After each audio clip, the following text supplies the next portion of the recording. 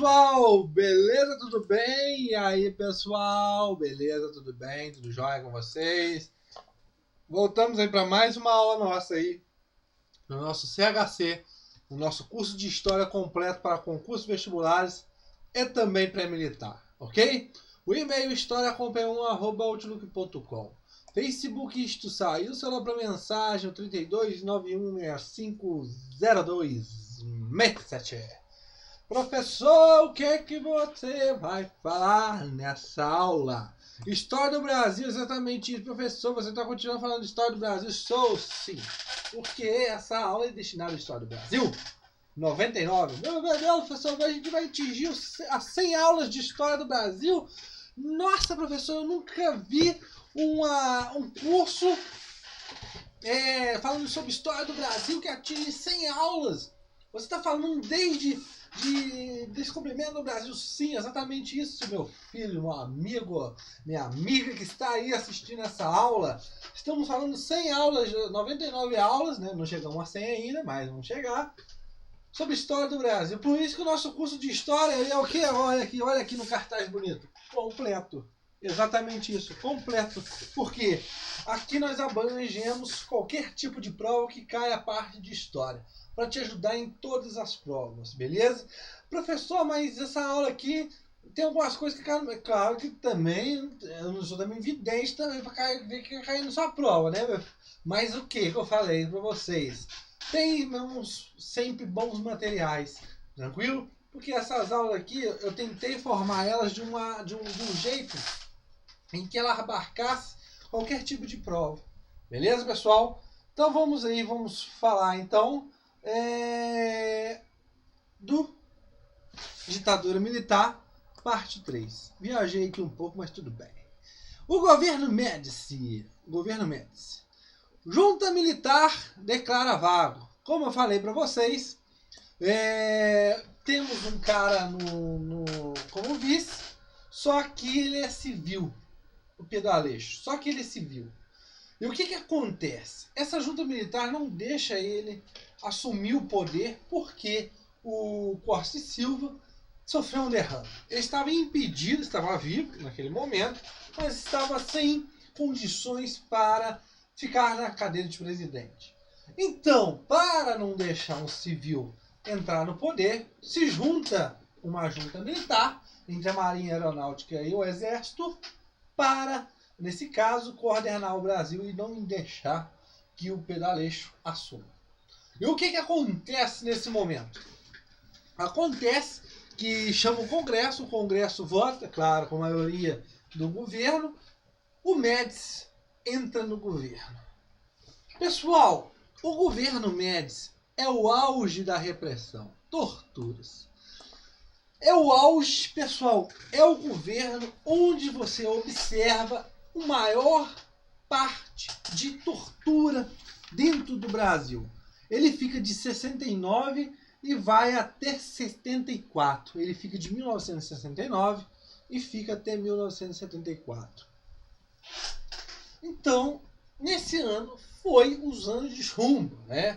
A pau comeu solto. Ou seja, se o cara visse você e falar assim, você tá de blusa vermelha, você é comunista, vem cá, não, vamos trocar uma ideia aqui no Dói Código. Vamos trocar uma ideia aqui, ó. Meu parceiro, vamos conversar aqui com minha cadeira de tortura.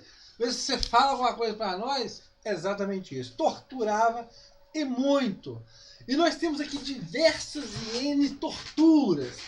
Desde você ficar pingando, né, gotejando na cabeça da pessoa, e até torturas, como eu falo, torturas físicas e também psicológicas.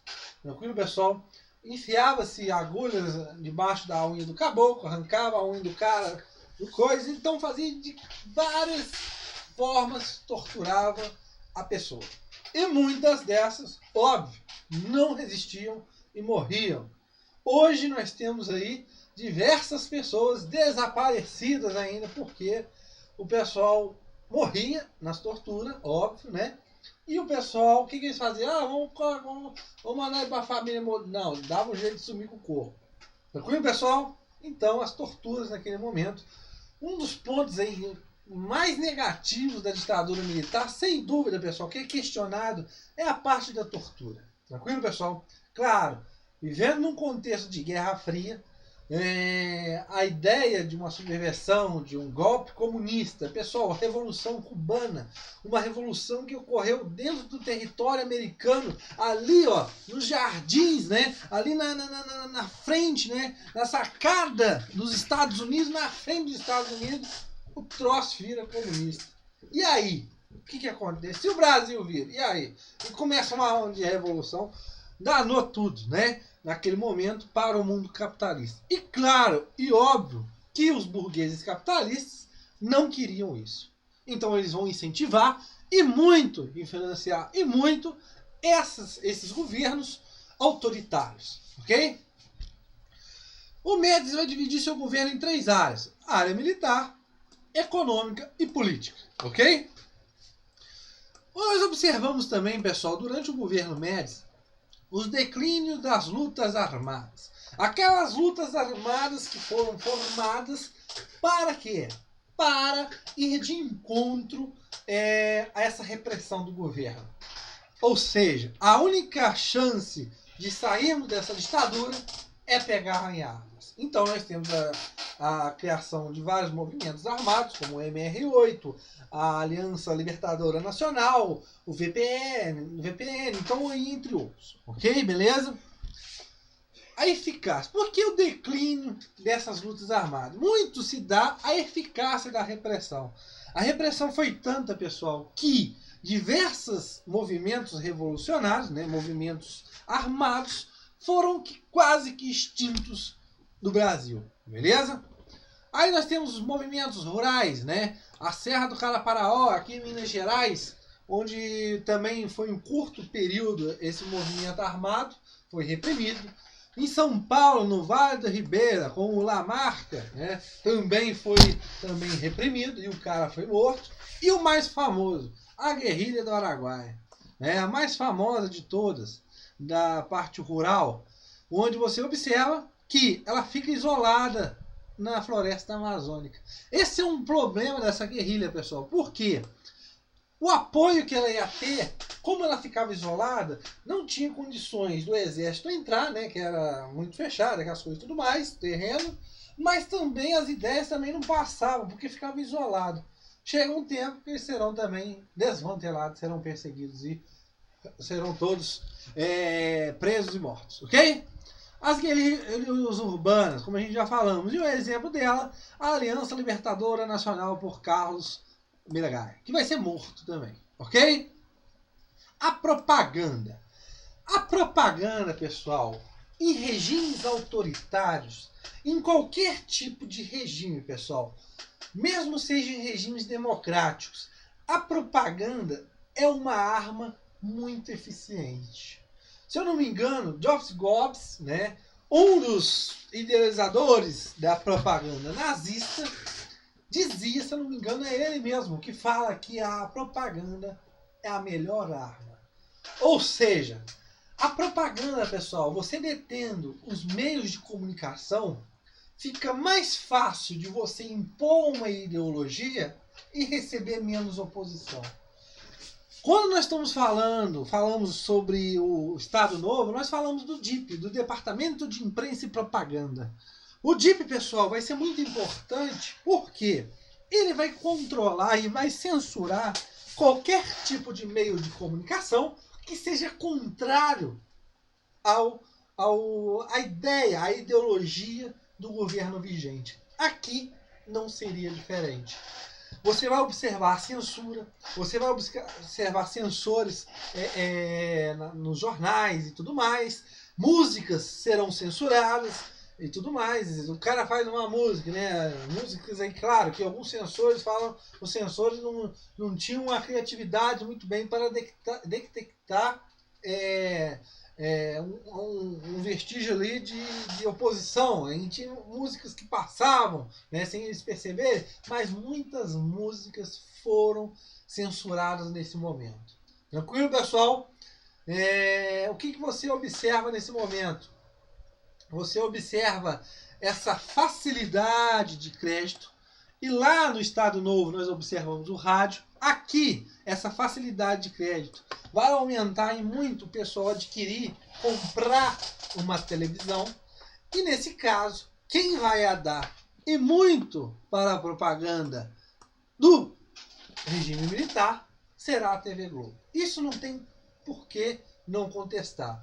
Hoje, se você vê em qualquer lugar que você puxa uma antena e pega a Globo, é porque a Globo aumentou em muito a sua expansão de transmitir, né, os seus jornais, as suas coisas lá e tudo mais. Ou seja, por incentivo da ditadura militar. Não vamos entrar aqui em muitas ideias, ok? Você tem o slogan, né, o mais conhecido, né, para frente Brasil, salve a seleção, vamos lá! São propagandas, né, que vão falar aí, ame ou deixo, né? São propagandas que serão criadas pelo governo para incentivar esse sentimento nacionalista, né? Mas também para falar assim, se você não está satisfeito, então pega a sua mochila, pega as suas coisas e vai embora. Beleza? Você tem também a parte aí do tricampeonato, né, da Copa de 1960 no México. Olha só, pessoal, a ditadura militar está dando certo. Nós estamos com a economia boa, nosso PIB cresce aí 13% ao ano. E ainda mais, a ditadura ainda dá ainda a Copa do Mundo para o Brasil. O tri é do Brasil. Então, é uma propaganda ideológica que vai em pessoas que não têm um senso crítico, vai manipular e vai falar assim, o governo é bom, tá tudo muito bom. Só que, o que vai acontecer? O milagre econômico começa lá com o Costa e Silva, mas durante o governo Médici, esse milagre econômico vai se desenvolver. A tal da ideia de Delfim Neto, né? Vamos deixar o bolo crescer para depois repartirmos. Só que essa ideia de repartir não estava, ele não estava com a faca naquele momento, porque ele se repartiu, ninguém viu. Por quê? O que você vai observar? Óbvio que esse programa, né, esse milagre econômico, tinha a combinação de um crescimento econômico, né, aumentar a economia, estimular mais ainda a economia, para que a economia crescesse, e a economia cresce, e também combater a inflação, baixar os índices de inflação. Se eu não me engano, a inflação não passava de 18%, 25%, um negócio assim. Mas era uma inflação baixa para aquele período. Ou seja, essa ideia de estimular a economia e ao mesmo tempo combater a inflação tem o tal do milagre econômico. Só que esse milagre econômico, pessoal, não é um milagre que fala assim, temos isso não pode ser descrito. Mas sim, tem uma descrição sim.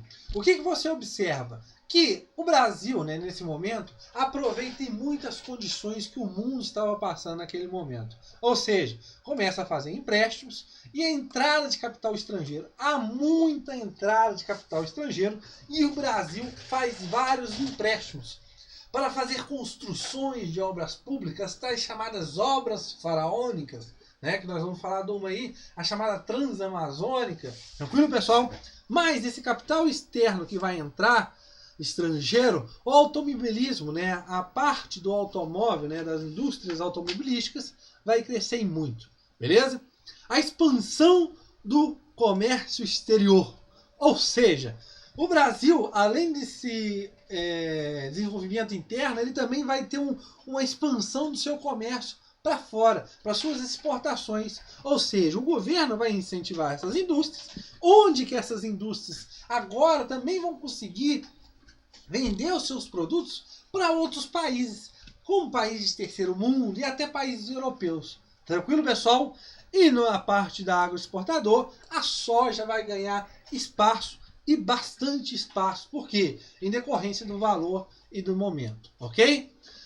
E também, na parte da inflação, a capacidade de você arrecadar várias quantidades de tributos, isso, com certeza, iria diminuir o déficit público, ok?